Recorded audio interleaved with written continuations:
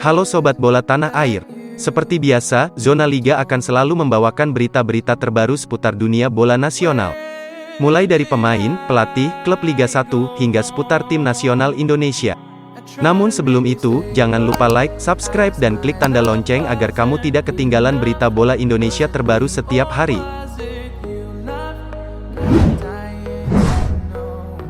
Klub Sope Liga 1, Bayangkara FC, memiliki agenda menggelar pemusatan latihan di kota Solo dalam waktu dekat. Tim berjulukan The Guardians itu memilih Stadion Universitas Negeri 11 Maret Surakarta sebagai arena pemusatan latihan. COO Bayangkara FC, Sumarji, membenarkan timnya memang memiliki agenda pemusatan latihan di kota Bengawan. Rencana latihan di Stadion UNS akan dimulai beberapa hari ke depan. Tim Bayangkara FC akan menjalani pemusatan latihan di Solo. Kami akan berangkat dari Jakarta ke Solo bersama-sama menggunakan bus BFC pada Kamis besok. Stadion UNS memiliki lapangan dengan kualitas rumput yang baik layaknya Stadion Manahan.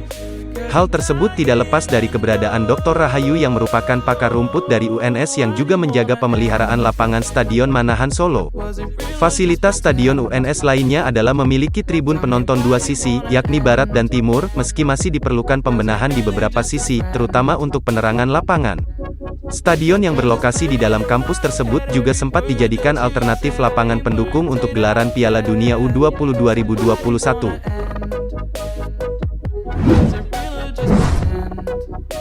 General Manager Arema FC, Rudi Widodo, mengaku kondisi timnya kini tengah terjepit. Klub berjulukan Singo Edan ini serba salah menyambut kelanjutan Sope Liga 1. Kondisinya susah sekali. Jika bersiap dan menggelar latihan, kami harus mengeluarkan biaya. Sementara tak ada pemasukan sama sekali. Sementara, jika tidak bersiap, bisa jadi kompetisi bakal dilanjutkan. Menurut Rudi, klub pun masih trauma dengan batal dihelatnya lanjutan kompetisi Sope Liga 1 musim 2020-2021, beberapa waktu lalu. Waktu itu, lanjutan kompetisi batal bergulir ketika waktunya sudah tinggal beberapa hari lagi. Rudi meminta agar seyogianya ada kepastian terkait kompetisi mendatang. Manajer asal Madiun ini menyebut bahwa kepastian tersebut bisa berupa letter of guarantee. Menurut Rudi, kepastian ini sangat penting. Klub-klub akan menjadikan kepastian ini sebagai acuan untuk melangkah. Bisa juga, kepastian ini berbentuk nota kesepahaman, seperti yang dilakukan PSSI dengan BNPB beberapa waktu lalu.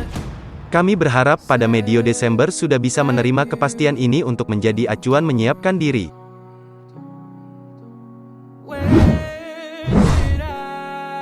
Ketidakpastian kompetisi Liga 1 membuat para pemain Indonesia mencari cara untuk bisa tetap berkompetisi dengan membela klub luar negeri. Belakangan beberapa nama sudah dikaitkan dengan kepindahan ke negara tetangga. Gelandang milik Persija Jakarta, Mark Klok, telah mendapat perhatian dari 4 klub luar negeri, yang seluruhnya merupakan klub yang bermain di kompetisi Malaysia. Sumber terpercaya menyebut 4 klub tersebut menaruh minat kepada Klok karena kini sudah memegang paspor Indonesia setelah proses naturalisasinya rampung pada bulan ini. Beberapa negara memang menyediakan kuota khusus untuk pemain asing dari Asia Tenggara.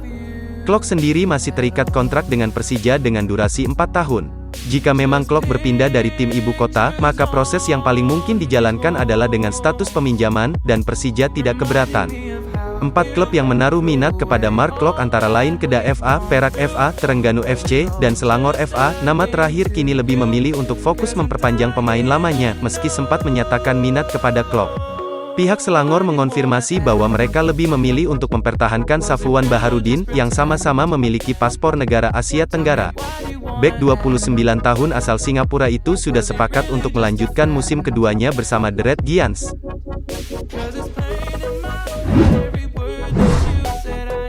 Sosok Ahmad Bustomi begitu lekat dengan kota Malang. Maklum ia mengawali karir usia muda bersama Persema Malang. Saat menjejak masuk profesional, ia juga sempat memperkuat Persikoba Batu, yang kemudian Persema Malang dan puncaknya Arema FC. Hanya saja pada tahun 2011, Ahmad Bustomi membuat keputusan mengejutkan dengan meninggalkan Arema dan Malang untuk menerima pinangan tim asal Tenggarong, Mitra Kukar. Pemain yang pernah menjabat kapten tim nasional Indonesia itu menceritakan alasannya meninggalkan Arema dan hengkang ke Mitra Kukar. Ternyata sampai sekarang, tidak ada yang tahu alasannya kecuali keluarga sang pemain. Memang keputusan yang tidak mudah. Sangat berat. Saya sudah pikir matang-matang. Sebenarnya saya tidak boleh keluar dari Arema saat itu. Tapi karena ada sesuatu hal yang sampai sekarang hanya keluarga saya yang tahu. Akhirnya saya putuskan keluar, untuk kebaikan saya dan semuanya. Karena rasa cinta terhadap Kota Malang begitu melekat, Ahmad Bustomi sempat kembali ke Arema pada musim tahun 2014 sampai tahun 2017. Sebelum akhirnya kembali ke Mitra Kukar. Kini pada Sope Liga 1 2020, Ahmad Bustomi memperkuat Persela Lamongan.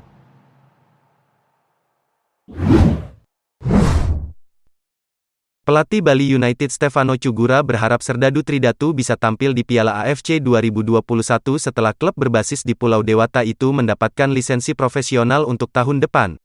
Bali United tetap mempertahankan status klub profesional berdasarkan penilaian klub licensing Komite PSSI berkaca dari 5 aspek yang dipenuhi, yaitu sporting, infrastruktur, personel dan administrasi, legal, dan finansial. Status itu menjaga asa Bali United tampil di Piala AFC.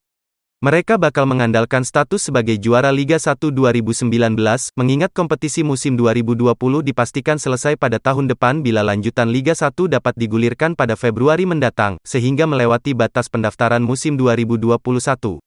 Cugura ingin membuktikan tim besutannya layak tampil di Piala AFC setelah mereka tidak dapat menyelesaikan kompetisi antar klub kasta kedua Asia itu. Seperti diketahui, Konfederasi Sepak Bola Asia memutuskan untuk menghentikan Piala AFC akibat angka kasus pandemi virus corona tidak mengalami penurunan di sejumlah negara. Kami pasti ingin Bali United punya prestasi di Piala AFC 2021. Setelah juara Liga 1 2019, tim ini harus bisa punya prestasi internasional, salah satunya kompetisi Asia.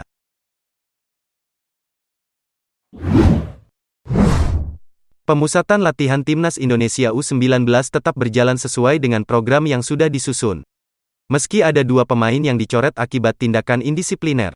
Kedua pemain tersebut yakni Serdi Epifano dan Yuda Febrian. Mereka telah dipulangkan ke klubnya masing-masing, karena membuat beberapa kesalahan fatal saat TC berlangsung. TC Timnas Indonesia U19 yang digelar di Stadion Madia, Senayan, Jakarta, sudah berlangsung sejak tanggal 16 November tahun 2020. Sebanyak 38 pemain dipanggil untuk mengikuti agenda tersebut. Selepas dari Jakarta, Timnas Indonesia U19 berencana terbang ke luar negeri untuk melanjutkan TC. Sejauh ini ada 2 negara yakni Spanyol dan Korea Selatan, yang dituju menggelar agenda tersebut. Melaksanakan TC di luar negeri bukan yang pertama kali dilakukan Timnas Indonesia U19. Sebelumnya, pemain Timnas U19 melangsungkan agenda itu di Kroasia, pada Agustus sampai dengan Oktober tahun 2020. Selama berada di Kroasia, Timnas Indonesia U19 11 kali melakoni uji coba. Pasukan Sintayong tersebut meraih 5 kemenangan, 3 imbang, dan 3 laga lainnya berakhir dengan kekalahan. TC tersebut dijadikan sebagai persiapan Timnas Indonesia U19 berlaga di Piala Asia U19 dan Piala Dunia U20. Kedua ajang bergengsi itu bakal dilangsungkan pada tahun depan.